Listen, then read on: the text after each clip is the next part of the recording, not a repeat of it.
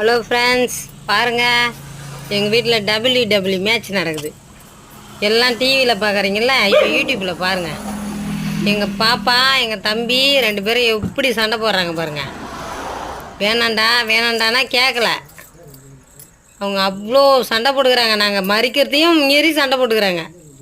இப்போ தான் சாப்பிட்டு போய் படுங்க அப்படி சொன்னால் நாங்கள் போய் சண்டை போடுறாங்க. அவங்க அம்மா சமாதானம் பண்ணால் கிட்ட வரக்கூடாது சொல்லிட்டாங்க.